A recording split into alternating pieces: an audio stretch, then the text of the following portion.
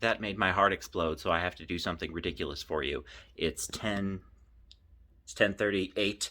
I'm going to see how fast I can do this. I can control this function generator with this laptop, and I can plot each channel separately parametrically in the oscilloscope, so I should be able to plot a cardioid. Let me see how fast I can do it. Here I go. That one's fat and ugly. Okay, some of these are looking pretty good.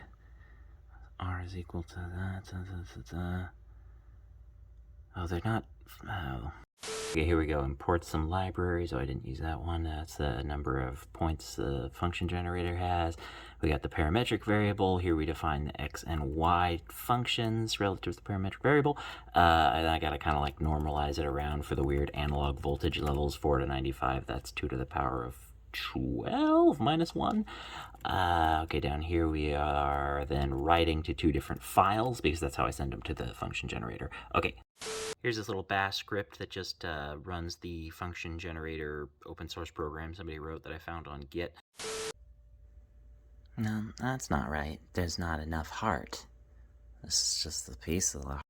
Of course, I had, what am I think I'm in revolutions or something? I had t range from 0 to 1. Obviously, I need that to go from 0 to 2 pi to get the whole range or domain or whatever. Okay, it's 11:13. Program's fixed. All right, let's check it out. So the function generator, when you just turn it on, just has some sine waves in the memory. If we look at them, see, we've got a sine wave here on channel 1 and channel 2, two slightly different looking sine waves, whatever. I'm going to change that to parametric mode, plotting, and since it's the same function, we'll just get the y equals x back. All right, but we don't just want those generic sine waves. We want the cardioid parametric functions that I just programmed into that file in Python. All right, so I'm going to run the little script I wrote. Well, you can't see the script, but whatever. That's going to run the interface with the function generator. We'll hear the function generator beep as it loads up the waves.